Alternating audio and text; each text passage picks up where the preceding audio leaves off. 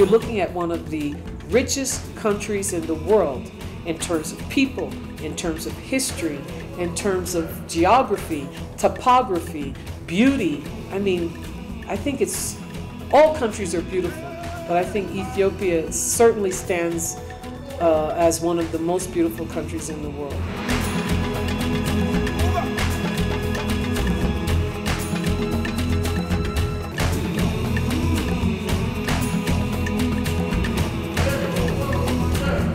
First of all, it's the cradle of civilization. We have some of the most historical sites in the world here. We have one of the oldest Orthodox Christianity in the world. Ethiopia was the second country to convert to Christianity after Armenia in the world. We have an incredible history. We have Muslims and Christians and others living together peacefully.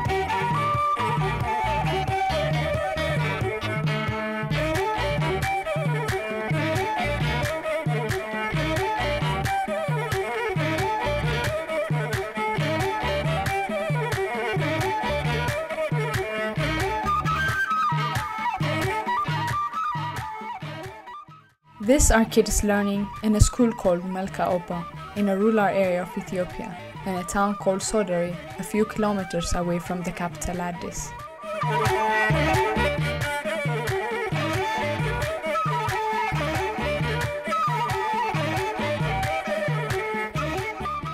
They managed to get education in a simple, rudimentary cracked cement and tin roof structures until they were troubled by the cyclical drought in 2000.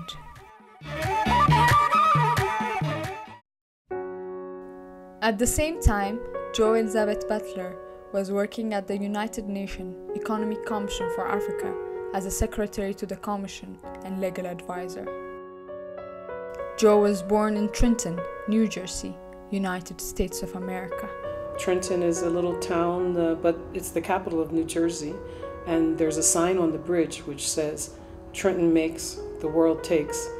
And when I was growing up, I always thought the world would take me, and I always had dreams about this whole sign about Trenton made me, but the world would take me somewhere. After attending a number of universities in the United States, Switzerland, and Netherlands, Jo later became an international lawyer, serving in different countries and positions at the United Nations. I was asked to come to Ethiopia and work, and I knew that was that life-changing event.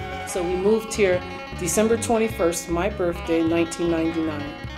And I said to my husband, this would be an opportunity for you to come back to your country, for our sons to reconnect with Ethiopia and to speak the language, and it would just be a wonderful opportunity. So he quit his permanent job at the hospital in Switzerland and came and followed me here. This is a neighborhood Jo used to live in 10 years ago, a neighborhood that was also a home to children whose lives reminded her to give back. So I always like to walk this way, and at the top here was a ravine, and down the ravine were children living in little shacks. And they used to climb up the ravine in the morning, and the neighbors here would allow them to use the water.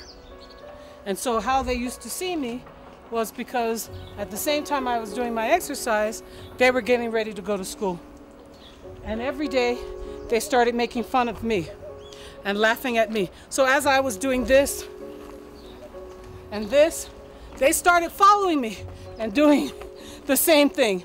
But I couldn't speak Amharic, so I just laughed and smiled with them.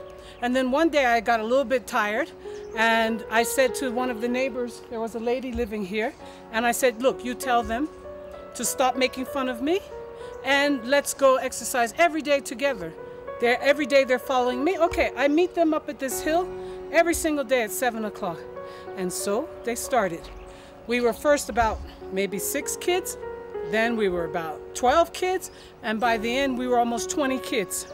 Every day I got them something. Either we baked bread for them, we gave them money for sodas, we bought them pens and pencils, art equipment, backpacks, t-shirts, we gave them tissues so they wouldn't blow their nose in the street.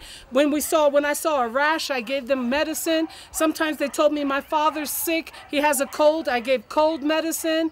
I helped everybody. And then one day I said to them, look, if you do really well in school, then I'm going to buy your school uniforms. And I hired a bus and I took them all to Cherkos. And we had the uniforms made for them. And then they were all dressed every day in their brand new uniforms. And then 4 times a year, I invited them to my house. And from breakfast, lunch, and dinner, I made sure that I served them, and we played games with them. We had basketball, we had table tennis. We watched movies with them. My children waited on them. My children were responsible for them. It was beautiful. And even when we moved from the neighborhood to our new house in Kabele 19, I got a bus and I brought them to our new house in Kabele 19. I didn't forget them. But that's how everything started in terms of trying to make a difference in my daily life and to help. The exercise club Jo started with the kids went on for 2 years, but it was beyond an exercise club. The news she heard at the moment led her to do something bigger. The Ethiopian government announced that 16 million people were threatened with hunger and possible starvation because of the drought. Jo immediately initiated and formed a task force to help those in need. With the help of the Ethiopian Red Cross, the World Food Programme, and Food and Agriculture Organization FAO, the Melka Oba School at Sodere was identified. The new task force that started with 5 or 6 people then got stronger, and the Ethiopian Food Appeal was officially founded.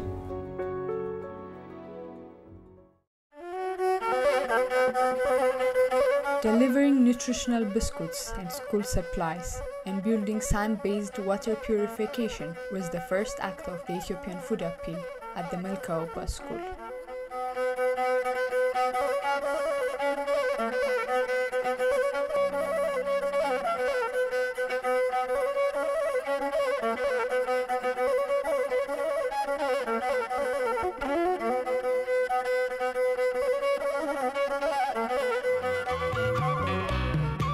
Eventually, the famine averted the next couple of years and no more nutritional biscuits were needed. However, other gaps were being filled. Flour was delivered to the school children and few times to the villagers.